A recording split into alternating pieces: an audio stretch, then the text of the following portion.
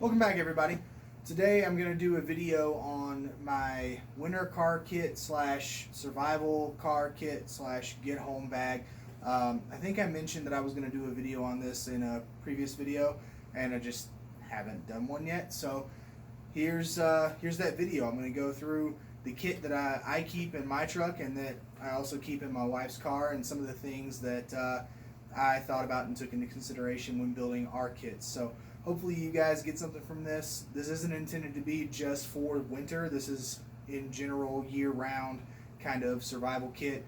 But because I used to live in a state that got pretty cold winters, like negative 20, negative 40 on a regular basis during the winter, wanted to make sure that my wife and I could handle that kind of severe cold. So gonna go through the kit for you guys now, and then I'll come back at the end and talk to some conclusions. Alright guys, so I kind of break this kit down into two separate areas or components, if you will. I have the mobile part of the kit here, which is what we're going to go through first. And I also have the part of the kit that stays with the vehicle. It's more vehicle specific kind of stuff. So let's just go ahead and tear into the bag here and see what we have. First of all, this is a Kelty Red Wing 50, I believe. Yep, Red Wing 50. You guys can see it right here on the bag. Just any small-ish compact type hiking backpack will do for these purposes. I wanted a hiking backpack versus a normal day pack because I like to have a lot of stuff. I like to have a lot of options, especially in a winter kind of scenario. You never know what kind of weather you're going to have or terrain you may end up having. If you have to leave the vehicle and this stuff needs to be portable with you, then you're going to want something that's going to be relatively easy and comfortable to carry with you. And when I think man-portable system in terrain, I think hiking backpack. It's designed to be carried by a person over a long distance. Now, I'm going to go ahead and preface this by saying that unless you absolutely have no choice, you should not leave your vehicle in a winter survival kind of situation where you're parked on the side of the road, whether the storm's too bad for you to drive anymore, or you ran off the road because the storm was so bad, or whatever the case may be. You want to stay with your vehicle if at all possible, because that's the safest location. I mean, that's shelter that you don't have to build yourself. It's there. If your vehicle is still running, you've got heat, you've got power for your cell phone, you've got all sorts of great things there that you don't want to just be without. But if you have to leave your vehicle, if it's damaged beyond repair and it's not running, it's in the way of traffic potentially, you want something you can just grab and go quickly. You don't have to grab a bunch of different components from around the vehicle and piece them all together and then try to get away. It's just all self-contained. But you can still get to this from inside the vehicle without having to do a whole bunch of craziness too. So let's go ahead and dive into the backpack and see what the different contents are. Alright guys, so I don't have a whole lot of different video angles that I can do this from right now, so I'm just going to kind of stand behind the camera and talk to you guys, and I'll walk up front and open things up and grab and show you as we go. So first thing I want to talk about is these side pockets over here. Right here in this water bottle pouch, I keep some emergency drinking water, which is actually exactly what it says on the pouch. If you guys see that, it's by Daytrex. Got this stuff on Amazon. It is just over 4 ounces of survival drinking water. Now, in the winter, of course, this stuff is going to freeze, but you can warm that up with body heat pretty easily. Just stuff it inside some jackets or something. But any other situation where it's not super cold outside, obviously, this is going to be liquid and good to go. I just keep several of those there so they're nice and accessible. Aside from that, on the kidney strap waist belt thing here, I have this knife. This just happens to be a Cold Steel Peacemaker. This is there. I want to say the Peacemaker 2. Could be wrong. Doesn't really matter. Just any knife that you could keep on there that's nice and handy and easy to get to. Just something that I like to keep handy so that I can get to it if I need it. Not so much for self-defense, more for, hey, I need this knife and I don't really want to take my pack off and root through it and all kinds of stuff just to get to a knife. It's just right there and it's easy to get to. Up in this pouch here on the side, I keep a bunch of these thick contractor trash bags. These are great for using as pack covers or as shelter items or rain ponchos or whatever you may need. You can collect water with these if it's raining or something. These are good for like a ground tarp to lay under a sleeping bivvy. They have a lot of different uses that you can use these for, and they're just really versatile items. So I keep a bunch of these in that pocket. I also threw in some of these Coleman fire starters, and I duct taped them just to keep them a little bit more sealed from the elements, although they are individually sealed in the inside. Just something else to help start a fire if I needed to. There's a lot of fire starting material in here, as you guys will see as we go along. Nothing crazy, just something that I had that I decided to throw in. Some more drinking water pouches. I have this little camp stove here that has some of these sterno, or it's not sterno, but it's a long burning substance of some sort that you can use to heat up some food or provide some warmth or boil some water or whatever you may need to do. Just again, actually I got this in a survival box, so something else I had handy that I decided to throw in and just have with me in case I needed it. Kind of more of a comfort item, I would say, but it is an option, and it would be nice to have for morale purposes in a survival situation. Moving on from that, more drinking water here. Now, this guy, this is a roadside vest that you can wear. It's got a nice reflective material here, and it's obviously bright neon yellow green with some orange on there. Very easy to see, very high vis. And I will say, the one time I had to use this kit, this is the item that I used from it. It was in a winter storm, and some wind blew me off the road, something I completely could not avoid or prevent whatsoever. I just went off the side of the road, and when the tow truck got there, by the time they got there, it was dark, and it was hard to see me, so luckily I had a flashlight on me. I grabbed this out of the winter car kit and put it on because I was wearing dark clothing at the time, and it was very easy for the tow truck driver to see me and know where I was so that he could get me or get to me in the vehicle very easily. And it also helped me out as I was walking around the vehicle and stuff with traffic, because again, I'm highly visible, I'm easy to see, I'm much less likely to be hit by any sort of traffic at that point. So I would say for sure this item potentially saved my life already, and I'm definitely going to keep this in the kit. Got some standard work rags here. Some of the, you can buy them for like 10 for $1 or whatever it is. I don't remember how much I paid for these, but just your standard red, like shop rag type things. These are great for wiping up, if you spill gas, or cleaning your hands off, or whatever. If it's hot outside, you fill them with water, put it on your neck and your face to try to keep cool. Whatever. They just have a lot of uses, and I threw a few in here because they weigh almost nothing, so I figured, why not? They're useful. And other than some more water, that's all I have in that pocket. So we're going to move on now to some of the other items I keep on this side, and then we'll transition over to some other pockets in the bag. Alright, so not a whole lot to go over here towards the top, at least without this pocket. That's going to be a separate section of the video. On this side, I have this Mora knife. I don't remember which model this is. It says Light My Fire, so maybe that's the model of the knife. I'm a knife guy, but I'm more into like tactical knives and pocket knives and stuff, so I don't know all the models of the more camping and survival geared knives, but it's very lightweight. It weighs almost nothing.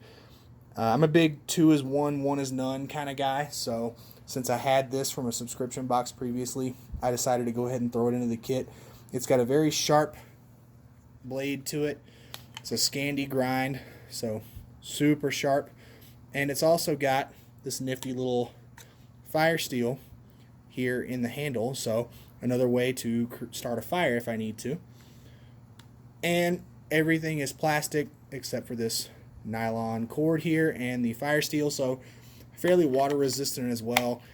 Little drain hole in the bottom there, if you guys can see that. So I figured, what the hell? It's lightweight, it's functional, it's another knife, I'll throw it in.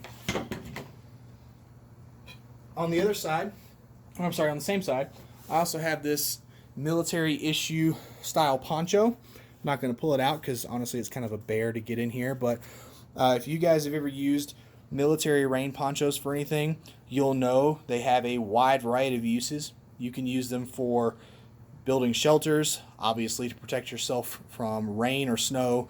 You could use it as a ground tarp for a shelter or a sleeping bag or something if you wanted to. I don't necessarily need that. I have other items in this kit that I could use, but again, I like redundancy, and if something gets snagged on a branch and gets torn or gets worn out or I lose it, then I have extra layers to all these things. So I just grabbed that poncho. You can grab those from military surplus stores or online. They're pretty easy to get a hold of, so pretty cheap too. I mean, they're not very expensive, which is also nice for building this kit because it can rack up a cost pretty quick.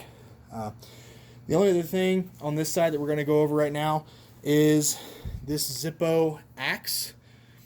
And this thing is pretty amazing. So why don't we go ahead and cut the camera and I will go over the features of this thing for you guys right now. Okay, so the Zippo camp axe here is pretty versatile. For one, you've got a hammer on this side that you can use to pound in tent stakes if you have a tent with you, or anything else you need to beat on. I mean, you can beat on it with something that's not designed to be used as a hammer, or you can use something that's actually intended to be used as a hammer. I would prefer the latter, obviously. It does have an axe head under here. Getting to it, you just unscrew this thumb screw right here so this cover pops off. And it's on there nice and secure, so you don't have to worry about it just coming loose on you. And you have an axe head. It's pretty sharp. I've never used this one, so it's nice and sharp right out of the box. Seems to be made very well. I mean, I wouldn't go like on a logging trip with this or anything, but if you had to cut down some limbs or some sticks to make room for a shelter, or if you're trying to gather materials to make a shelter, build a fire, anything like that, this would certainly do a pretty good job for you. And if you don't want to expend a lot of energy trying to, use an axe to cut down a bunch of stuff, especially a relatively short-handled axe like this, this thing also has a bow saw built into it. So you open up the bottom here, pull the blade out, and all you got to do is hook it in to that little metal tab there, and the other side matches up with the hole in the blade there. You put the cover back on so you don't end up cutting yourself with the axe head. Put the cover on, match up the holes. I'm going to do this where you guys probably can't see it because, to be honest with you, it's not the most convenient thing to do. However, it's 3 tools in one, so I'll take a little bit of,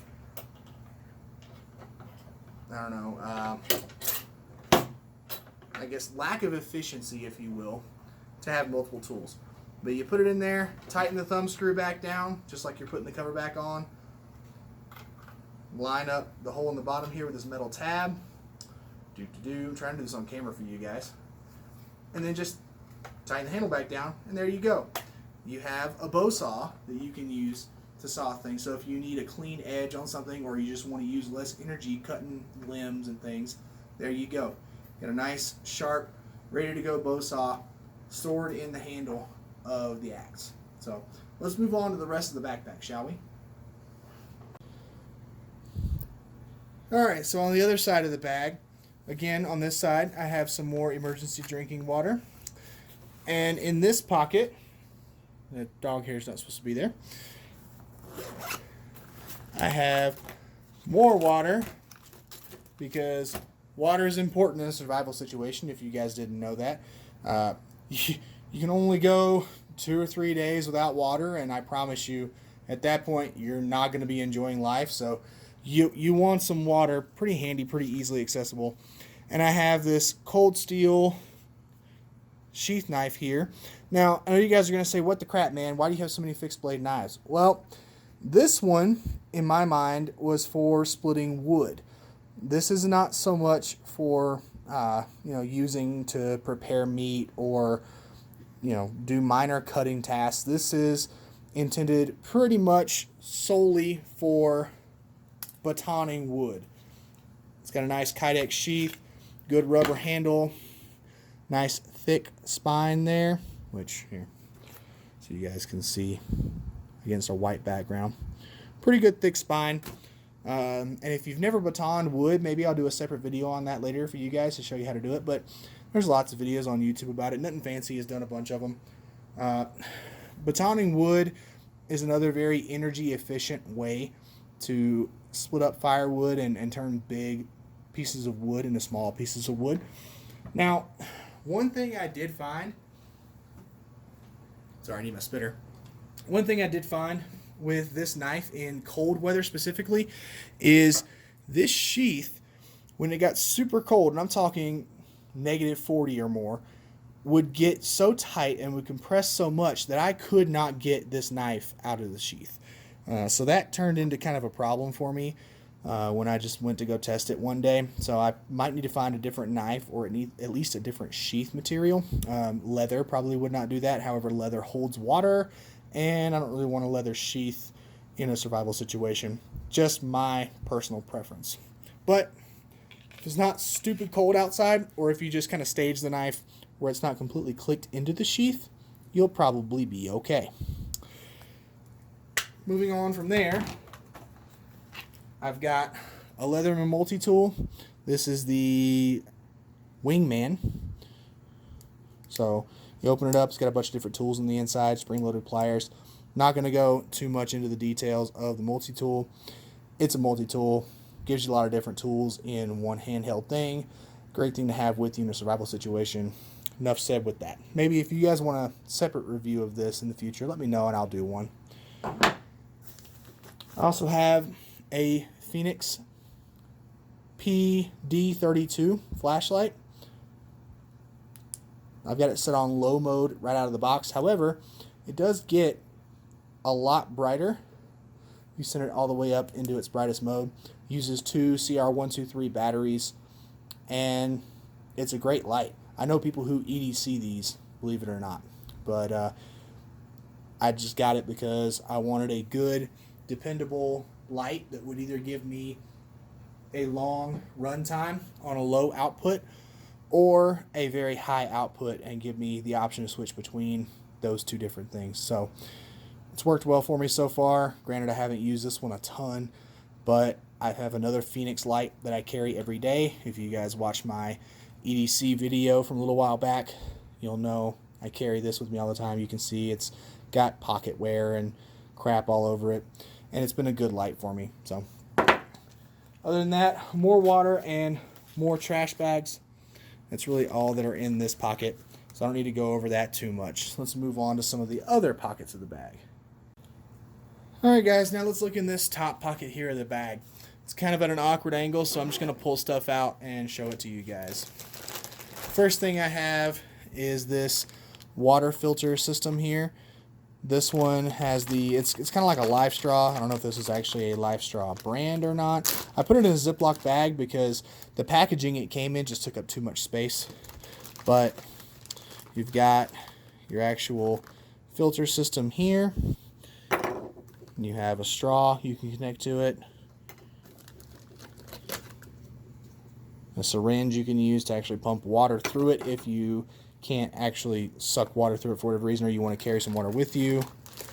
And a little, I'd say maybe 1 quart, nope, 16 ounce little package here, so you can carry some water with you. Just, dip this in a creek or something, attach your filter to the top, and you can drink straight out of this, and it'll filter everything out for you. So some way to find water and be able to drink water out in the elements without having to worry about getting Discardia or some other waterborne pathogen in your system. This filters out a whole hell of a lot of stuff that is bad for people. I'm not going to go into all those details, mostly because I haven't memorized them all. Basically, I find a company that I trust to make a decent product, and I buy their product, and I trust it to do what it's supposed to do. So there's that. Nothing crazy there. I mean, you can use any kind of water filter you want. You just want to make sure that it's going to be a good one and it's going to be size and weight efficient for you. Next up, I have this little Gerber Bear Grylls fire steel thing. Again, 2 is 1, 1 is none. Got a flint and a little striker so I can get some sparks off of it. If they'll show up on, there we go. Get a good one show up on camera for you guys. And then I have this little set of tweezers. And again, this isn't something you necessarily need. This is just something that I thought would be nice to have. I mean, again, very small, lightweight, takes up no room, doesn't add a lot of weight. But if you get a splinter in you or something like that, and you're out in the wilderness for a while, it gets infected. I mean, at the very least, it gets sore, and it's not fun. So having a little pair of tweezers could really help out your comfort level and your morale a lot in a survival situation. I also have some of these nice long matches here with a striker on the top. I think I got, and on the bottom as well. Hey, look at that. I also got these in a subscription box. So throw them in. Fire is good, right? Oh, fire good. Oh, right? Right? Come on, guys. So, I have a roll of electrical tape. If you guys have ever used electrical tape, you know this stuff is awesome. You can use it for a lot of different things. You can attach different things together. You can potentially mend torn or broken things with it. Very versatile. It has a little bit of weight. This is something that if I needed to, I could pitch in a life or death situation. I can't carry any more weight. I need to reduce some of the stuff I'm carrying. I could pitch this, but I felt like it had enough use, not just in the kit, but maybe I'm still with the vehicle, but I need to fix something in the vehicle. Hey, I've got some electrical tape. I can do that. Got a few of these wet fire tabs in here. More fire starting tinder. Nothing crazy. Just something that's going to burn in wet conditions and burn for a while so I can get a good fire started. Got this Streamlight headlamp in case I'm doing something with both of my hands that I need some extra light for and I want my hands free. Also an alternative to my handheld flashlight because 2 is 1, 1 is none. That's right. Very good, guys. I'm glad you've been paying attention. This is just an extra little parts kit for my Phoenix flashlight. It's got a couple O-rings and a little lanyard. If I decided I wanted to put it on a lanyard and attach it to my wrist, or if one of my O-rings breaks, I've got a little repair kit sort of thing for the Phoenix light. Space blanket, great for making a shelter, using to hold in heat, preventing hypothermia. These are also, as you can see from the light, very reflective, so you could use this potentially as a signaling device. Weighs almost nothing, takes up very little space. These are $1 or $2 depending on where you find them, so I mean, great little thing to just throw in if you have a few extras. The obligatory bag O batteries for my handheld flashlight and my headlamp. So there you go. Nothing exciting about that. Whistle. Now this is a big one because you want to be able to signal people if you're trying to be saved or rescued. I like to keep a whistle. I carry a whistle, actually the same model, just a different color, in my pocket every day. And this thing's going to be nice and loud. It's going to have a piercing, high-pitched tone. It's going to carry for a while. And it's made completely out of plastic, so it weighs absolutely nothing. It has no BB or anything inside of it. So just something else handy that could potentially save your life and weighs like nothing.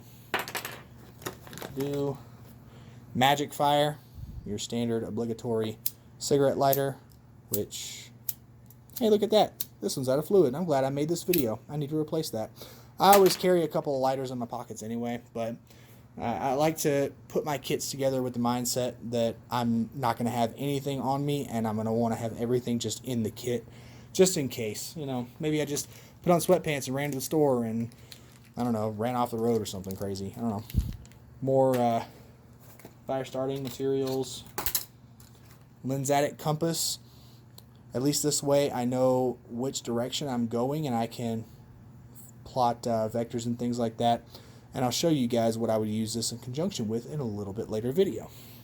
Or not video, I'm sorry, a later segment of this video. Another fire starter. This one's made by Coleman. Same concept. We've got a striker and a magnesium bar here to create sparks. which, by the way, if you've never tried to make a fire that way, it's not easy to do. Even if you have a lot of dry, thin, small material like pine needles or something, it's still not easy to do. But at least I have the option and I have the ability to at least try to do it, right? I have this other little small light here. This is a flashlight / lantern, so I can use it as both. Nothing crazy, but again, subscription box item I threw in because I don't mind carrying a little bit of extra weight. Yes, I can pitch stuff if I need to, but you know, it's more comfort and mindset kind of thing than anything else. Small little razor blade knife. These weigh, again, like nothing. You can get these on, I'm sure you can get them on Amazon, countycom.com, lots of different places. And it's great for cutting paracord or anything like that, especially if you don't want to dull your main knife with a very small cutting task. This would be great for that. And then when you're done with it, you just throw it away because it's like $1 or something crazy. I don't know. I haven't priced it in a while. This I actually got from an Iraq Veteran subscription box. A lot of this stuff came from Iraq Veteran subscription boxes. This is a very primitive style of fire starting kit. Got a bunch of different stuff with it. I kept this little piece of paper here because I figured that would be good to try to get burning. But you've got a flint and a striker, and you've got a little Zippo type spark wheel, some cotton cord, and some fiber cord of some sort. Just different things that you can get to start burning pretty well for you. But you don't really need this. Just something else I threw in so that I'd have more redundancy. This stuff. So I'm going to go ahead and cut here, guys, because I need to go ahead and start a new clip, and I will be right back. Alright, so when I left off, we had just pulled these bad boys out. Now, this is made by Soul, Survive Outdoors Longer. Another little fire starting kit. You've got a spark striker type deal in here that also has a flint wheel on it, and some more of those, what do you call them, fire tinder type cubes. I kept it in the plastic because even though they're individually wrapped, more water protection is better than less. And these guys actually make a lot of really cool survival products. Again, Soul, Survive Outdoors Longer. Something I bought to put in the kits originally, and then I ended up getting a bunch of this other stuff that I threw in later on because I like to have more options. I like to be able to survive longer if I find myself in a really, really crappy situation. But this would most likely get you through even a fairly dire survival situation as far as your fire needs are concerned. Little Soul signaling mirror here. Same company. I just took the packaging it came in and cut it down, but I kept the instructions mostly because, and here's a little thing I was going to go over at the end, I designed these kits so that if my wife and I are together in the same vehicle, we can both survive. So there's a lot of stuff in here that you wouldn't necessarily need for just one person, but with me taking into account it could be just me or it could be me and my wife, I wanted to make sure I plan for both contingencies in the same kit. Now, this mirror, I mean, a lot of you guys have probably played around with these before and you may know how to use them, but just in case you don't, like my wife, she's not that kind of girl. Like she never did like survival training or anything like that. So I kept the directions on here just so she could see exactly how to use this survival mirror to signal for help in case I was incapacitated or I was out looking for food or something from our little base camp area and she needed a signal for some rescue. Just something for her. And it also keeps the mirror from getting scratched up because it's in this nice plastic. Little pocket saw. These things are kind of cool. It's going to take forever to saw through anything, but it's another option. Again, very lightweight, weighs nothing, takes up almost no room. Why the hell not throw it in? Very, very, very important. 550 cord. I think this is 100 feet. I could be totally wrong. Maybe 50 feet. Yeah, it's probably more like 50 feet. But if you've never done a survival class, if you've never been a Boy Scout, or maybe a Girl Scout, I don't know, or anything like that, you you want 550 cord. This is the most useful freaking stuff ever. You can use this to help you build shelters. You can use this to help tie up snare lines. You can use the inner cord as fishing line. You can use it as thread to sew up clothing or other material. I mean, this stuff is absolutely wonderful. If I had to only choose two things to go into a survival situation with, it would be a pocket knife and this. Absolutely, hands down. This stuff is amazing. I've got a pair of mechanics work gloves in here. Nothing super fancy, but you know, if you're building a shelter, cutting down firewood, hauling firewood, anything like that, you want to protect your hands. Even if you've got nice, super masculine, very calloused hands, which unfortunately I do not anymore because I work a desk job. Even if you've got hands like that, you want to protect your hands, because if your hands get injured, you know, you get a cut, you get a blister, you get whatever, it's going to make every task you do from that point on that much shittier, and it's going to affect your mental state. It's going to affect your morale. So having a nice pair of gloves in here just to prevent that. Again, they weigh nothing. They're very small and very useful. More fire starting cubes. And hey, look at that. That's it for that pocket. So we're going to move on to another pocket of the bag. Alright guys, one more exterior pocket, then we can get to the inside. I usually keep a state map for the state that we live in here. However, because we just moved, I have not replaced that yet, so I just went ahead and pulled that out. But that's one of the things I would use that compass for. And I know I think I said earlier that was a Lensatic compass. It's not. That is a map compass. There's a difference, and I can go through that later if you guys are interested in knowing the difference. But different compasses, different uses. I just happen to have that map compass to throw in here. But anyway, and yes, I've already replaced the lighter from the last pocket. So don't have to worry about that in the future, thankfully. Alright, here, this is really old. This is just a bunch of different fire starters that I made when I was a Boy Scout. And yes, I was an Eagle Scout, for those of you who may ask. It was one of the best experiences of my life. I'm super excited and proud about it. I learned a lot, and it's a huge part of who I am today. Probably part of the reason I am such a preparedness-minded person these days. But basically what we did was we took cardboard and newspaper and stuff and rolled it up like this, tied it off with a cotton string, and then we dipped it in paraffin wax and just dip it repeatedly until it's nice and sealed and has a nice coating of wax.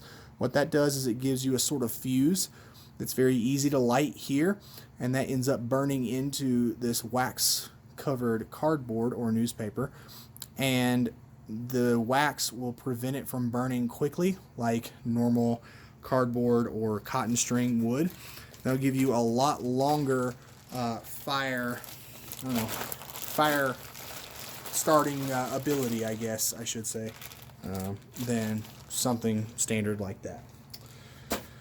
Moving on, again, another subscription box item. I have this one taped up, and I'm not gonna cut the tape for the video, but more fire starting equipment. Nothing crazy in here. Stuff you've already seen. More of these solid fuel cubes. You can see I got these in April of 13. Taped the box up, although it doesn't seem to have helped very much, but they are individually packaged, as you can see. So more fire cubes. Yes, I like fire because fire good. Right? Alright, I'll stop. I won't do that again. I promise. Maybe.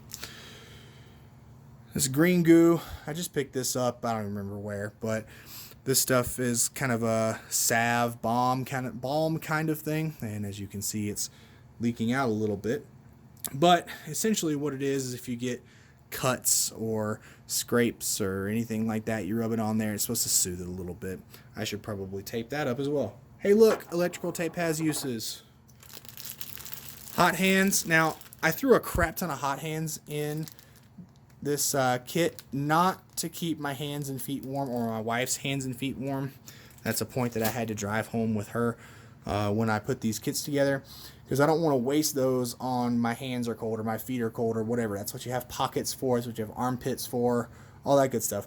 Those are to throw inside of our sleeping arrangements, which you'll see inside the big pocket here in a minute, and add extra heat. The whole way that a sleeping bag or an emergency bivy or anything like that works is it takes your body heat and reflects it or absorbs it back around you.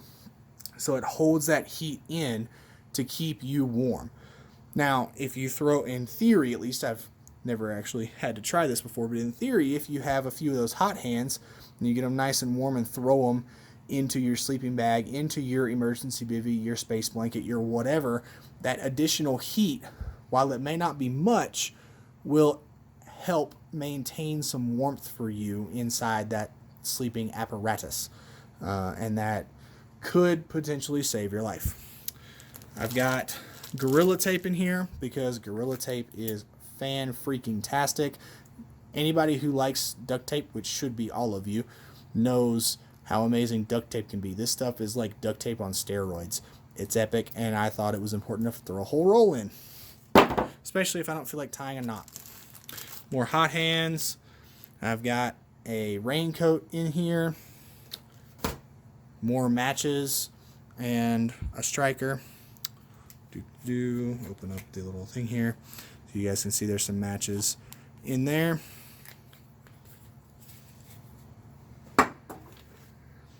Got a Cold Steel Shark, which if I put it in the frame, you guys can see some of that green goo leaked on it. That's okay though.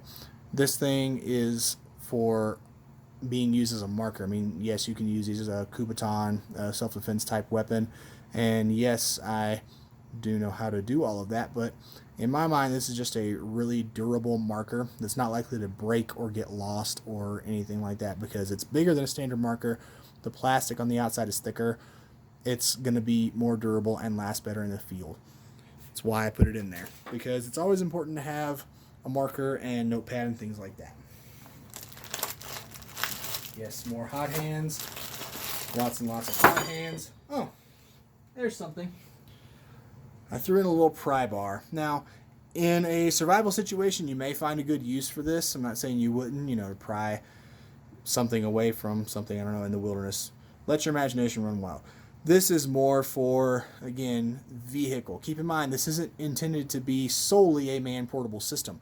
Some of the stuff in here is intended to be used in or out of the vehicle, but in my mind, if it was something that could be necessary outside the vehicle, with a couple of exceptions, I kept it in the pack. I can still get to it from in the vehicle, but if I grab the pack and run because my truck's on fire or whatever, then at least I have these tools.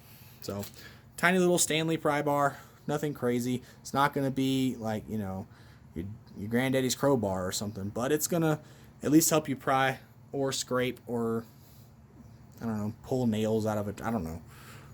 Let your imagination run wild. It has uses. It's not super heavy. If I need to, I can pitch it, but I guarantee there's a situation out there somebody has been in a survival situation where they went, man, I wish I had some sort of pry bar.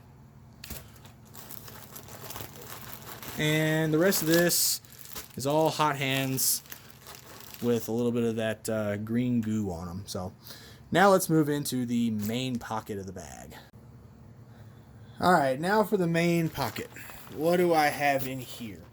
Right on top, easily accessible, I've got this big first aid kit. I think this is by Adventure Medical Kits. I could be wrong about that, but I'm going to post a link to all this stuff down below anyway, so you guys can check it all out.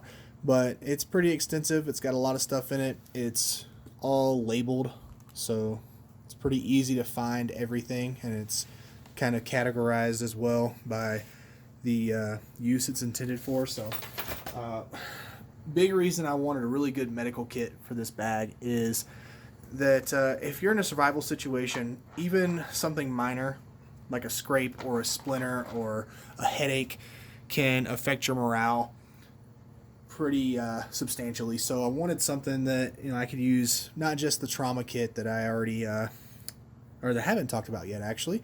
That's another segment of the video.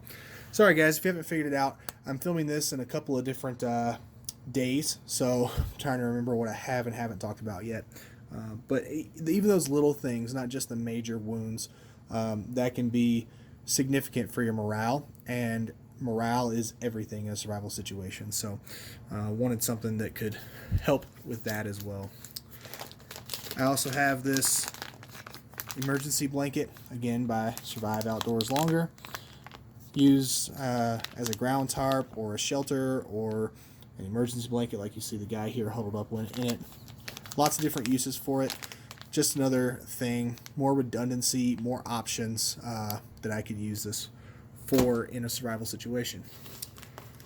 Got some of these Coleman towels, and what these are actually towels. They expand when they get wet, absorb water. So if it'll focus, if I do end up getting, there we go. If I do end up getting wet, or I need to dry something off or whatever, I've got some towels. They're nice and small, don't take up a lot of space. So I threw those in as well. I had those before I put the kit together, so just decided to throw them in since I already had them. I've also got a couple of these Soul bivvies here. I've got a 2-person, which it's very much not wanting to focus that right on the camera. Turn the light down a little bit. There we go. This is a 2-person emergency bivvy in this nice little stuff sack. And then I've got a 1-person here that I left the directions on, again, for my wife. The reason I have a 2-person and a 1-person is because if it's just me, I don't want all that extra dead air to have to warm up, and I want something that's going to be smaller that I'll fit in very well. But if it is me and my wife traveling together when we need this kit, I wanted something big enough we could both fit in to share body heat. Because if you've never done any survival training, you've never studied survival skills or anything like that, one of the most important things for preventing hypothermia or helping somebody who does have hypothermia can be sharing body heat. You want to remove any clothing, especially any wet clothing. Believe it or not, you may think that leaving jackets or something like that on somebody is going to help them. It's actually not, because it's going to prevent your body heat from getting to them. So you don't have to go full nude with it. You can leave their underwear on or whatever. But if somebody has hypothermia and you're not close to medical help, the best thing you can do for them is to get down to as naked as you're comfortable and get in a sleeping bag with them and share body heat. It's going to help out a lot, bring their core temperature up. To that end, I also have a sleeping bag. Now, the emergency bivvies should provide a good bit of heat and reflect a lot of that heat back in, but I have a couple of sleeping bags. This was an REI bag. I think I have a Coleman in the other kit. Just a mummy bag. This is a 1-person bag. It's not going to be anything crazy, but it will help absorb and insulate with some of your own body heat and help keep you warm. I would much rather have this in addition to the other things I have than just the bivvies in a survival situation. Again, part of this is comfort, not just for me, but also for my wife. She's never done any survival training or any kind of roughing it, camping or anything like that. So anything I can do for her to help keep her morale up, I'm going to do, and that's what really prompted me to put sleeping bags in here as well as the bivvies. Got another water filter straw here. This one I got in an Alpha Outpost box a while ago. Just something I can use to make some good drinking water out of.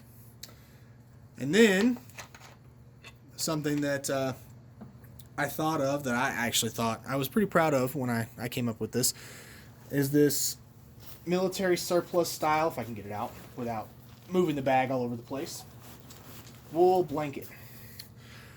Army type blanket made out of wool, gonna be kind of itchy, but the nice thing about wool is, 1, it's very warm, and 2, even if it gets wet, it will still hold in heat, unlike cotton or polyester or something like that. Wool will absolutely keep you warm even if it's wet, and it's also a good fire blanket, so if you do have a fire that breaks out, you could possibly use this to put it out, although the blanket may catch fire just because it is very fibrous, but it's an option. Again, I bought this more for the insulating factor than anything else. Toss that over there. And then, if you guys have been watching the channel for any amount of time, you'll recognize these survival rations. I did a taste test on this with my wife, Mrs. Country, and showed you guys what we thought of them after tasting them. But keep a bunch of these in there in the bottom of the bag just because, food is good, right? So that's pretty much all the bag. Now let me go to the stuff that I keep in the vehicle that I don't necessarily keep in the bag, that I don't see myself wanting as much if I had to leave my vehicle for whatever reason. All right, guys. So one other thing I forgot to mention about that pack is I keep a standard tarp like you would find at Walmart or Home Depot or whatever in the bag as well to use as another shelter or ground tarp or whatever. Yes, there's a lot of stuff in that bag, and I can pitch a bunch of that stuff if I need to. But again, for me, that bag is meant more as a vehicle portable system than a man portable system. So if I need to pitch some stuff for weight or based on the outside conditions, I can absolutely do that. But let's move on. Something else I keep. This is the stuff that I keep in the vehicle that's not with the bag. It's stuff that I wouldn't really see myself needing if I were to leave the vehicle for whatever reason, for the most part. I have one of these folding military shovels here. If you've never seen these, this is not a military surplus one, but it works pretty well. You just unfold it, tighten down the collar here, and it works great as a shovel or as a pickaxe.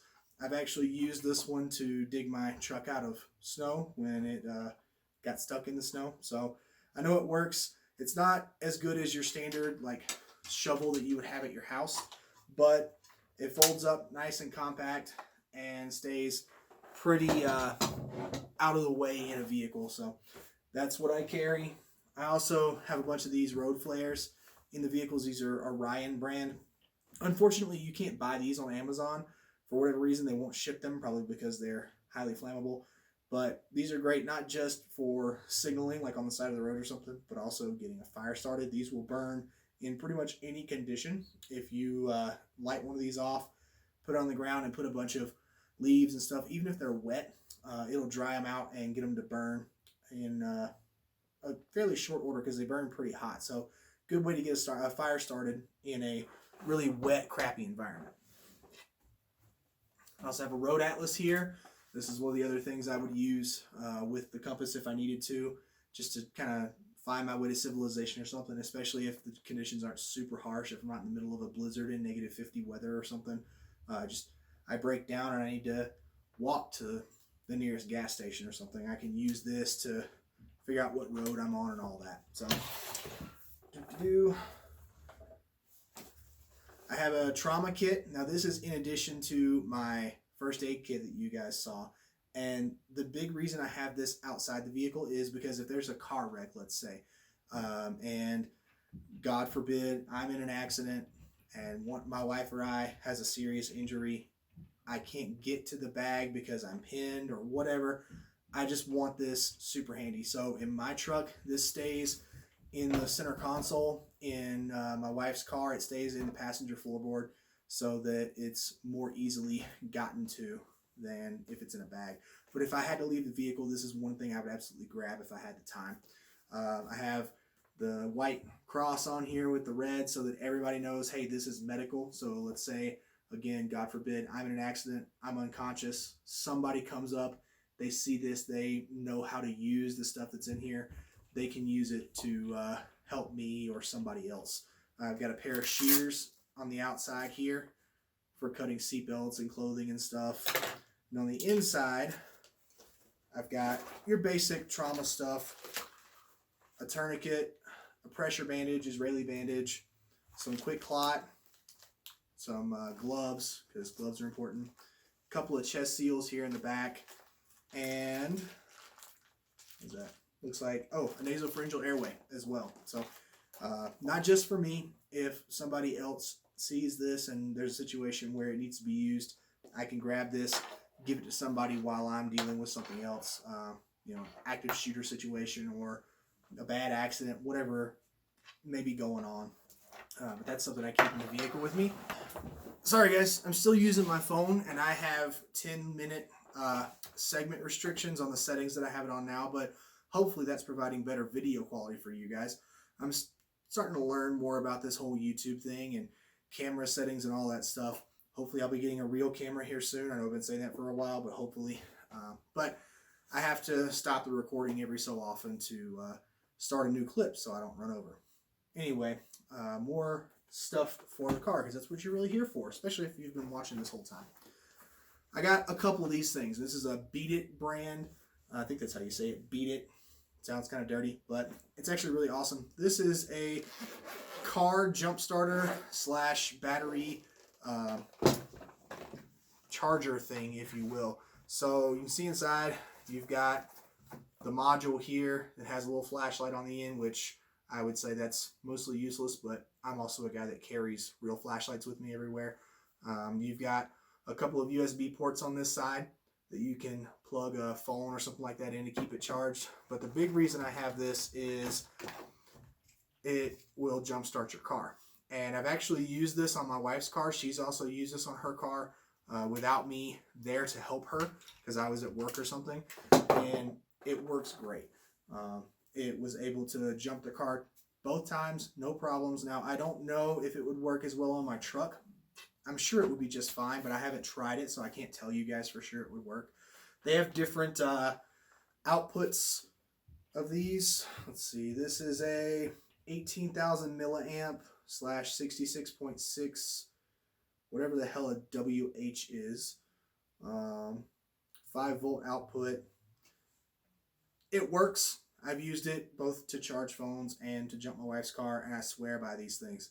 If I ever try to use this on my truck and it doesn't work, then I'll probably upgrade to a higher power one because they have different models, like I said. But I think these things are great, and I'm really really happy that we invested in these. They're not that expensive either. I think like $60-65 or something. I don't know.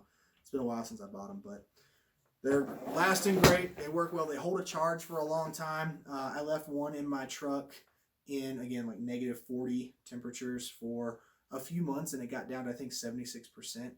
And you can still easily jump a vehicle with that. I think when I used it to jump my wife's car, it was at like 97 or something, and it only took it down to 70-something% after I jumped her car. So you can get a couple of jumps out of them before you have to recharge it. And you can charge it either in your house with the wall cable, or you can charge it from a cigarette lighter. So I don't know, pretty versatile little thing, nice and compact. It's not the big old thing you used to see people carrying around that had the cables on it, but it had a tire inflator and all that shit. Air compressor, that's what I was looking for, and all that. It's nice and small and compact and easy to use. And the last thing that I keep in both of our vehicles is a toolkit. Now, this is a pretty big toolkit. You can definitely get smaller ones than this, but I got this one because it has a lot of tools in it, obviously. Most of your automotive stuff you could take care of with this if you needed to. And this is, again, for like small repairs and stuff. I'm not a big car guy by any means. I don't know a crap ton about vehicles, and with the way vehicles are going these days with computers and all that stuff, there's a lot of stuff you can't fix as an individual anyway. But if there's a loose wire or something that I need to get in there and tinker with, I can at least have the option of doing that myself instead of having to call roadside assistance for some little thing.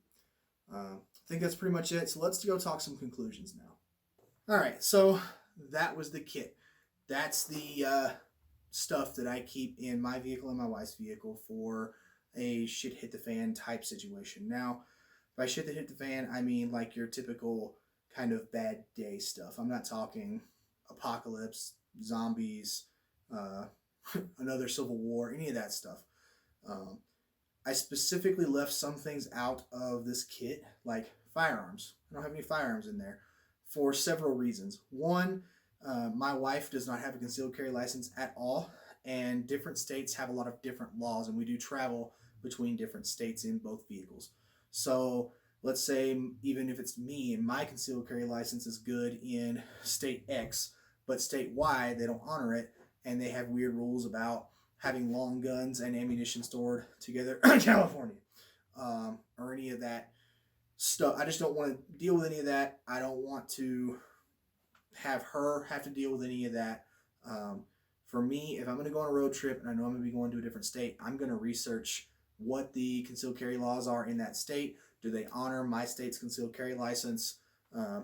all of those things. And that's something I'm going to put time and effort and thought into before the trip. But for day-to-day kind of travel stuff, it's going to depend on whether or not we can carry certain things in certain places. So that's the firearms are a separate aspect of car carry for me. I didn't put any kind of like traps or snares or anything like that in there, mostly because I've got a bunch of survival food already in the pack, and I didn't really want to add more stuff to the bag. Yeah, I know you're laughing because there's a bunch of crap in that bag as it is. But with the survival food that I have in there, it should be good enough to get us through any real situation we may be in a, I guess, standard survival situation. Obviously, if we needed more food, I could trap or snare or potentially shoot something if I have a gun with me, depending on where I am and what's going on, all those good things. But more than likely, I'll only need one or two things out of that bag to get the vehicle running again or get it back on the road, and everything will be fine. As you saw, there's a lot of stuff that I carry in my kit in the whole vehicle that's geared towards not having to use the rest of the stuff, like the jumper thing, the battery bank, whatever thing you want to call it. I don't actually know what they call it. There will be a link down below. That, the shovel, all those kinds of things are there so that hopefully I don't have to survive in the wilderness. And of course, I still have my vehicle as shelter in most situations. So hopefully I don't need the tarps and the sleeping bag and all those extra things. But I'm prepared just in case I do need some of those things. I know there's some things that aren't in the kit that I would like to put in there at some point, like a GPS would be really nice to have instead of just a map and compass. In my view, GPSs don't replace maps and compasses because GPS can be unreliable at times depending on what's going on, how many satellites. If you want to know exactly how GPS works, maybe I'll do a separate video on all of that, so that if you've never done a whole lot of research and it's just this magic box for you that tells you where to go and where you are, maybe I can explain a bit more about that because I've done some research and found out some things about that. But a GPS would be nice to put in there. They're just kind of expensive, and I haven't bought two of them to put into the kits or into the vehicles for that matter. Plus, my wife and I always have our cell phones on us. Both of our vehicles also have onboard navigation. So, yes, we're kind of relying on cell phones to keep working and our vehicles to keep running if we need GPS. But if something happens that's bad enough that our vehicles aren't running and our cell phones aren't working anymore, GPS may also not survive that situation. So just something to think about. If you guys have any suggestions of things you'd like to put in or you would like me to put in my bag you think would be helpful for me, let me know. That's why I made this video, for you guys. This isn't intended to be a you need to have all of this stuff and this is exactly what your kit should consist of. That's not what this video is for. I'm hoping that you guys watching this and sticking around for this whole video are looking at a few of these things going, oh, I didn't think about that. That would be something good to put in a kit. Or, oh man, that's really smart. I didn't know that, wool would keep you warm even if it's wet. Little nuggets like that are the whole reason I'm making this video. You have to think about it from your own perspective. Do you have a wife or a husband? Do you have kids? Do you have animals that you take everywhere with you? Does anybody in your normal traveling party have any medical issues that are significant? Do they need insulin shots? Do they need specific medications and stuff? All that kind of stuff is going to depend on you to figure out. You're going to have to be the one to take charge and figure all that out. This is just what I put together for me and my wife with the funds that we that we have available to hopefully survive a potentially deadly situation if we ever, God forbid, get into one. So that's the whole point of the video, guys. I do hope you enjoyed it. I hope you learned something or gained some ideas for your own personal kits, things you like to put together. So thank you guys for watching. I really appreciate it. If you've been watching this long, you are the heart and soul of the channel, and it means more to me than I can tell you. I put in a lot of time and work and effort into these videos, and even though the production quality probably isn't the best, I am still learning. It means a lot that you guys are watching. So thank you again. Hope y'all have a great day. Y'all take it easy. Roll Tide, and I'll see you later.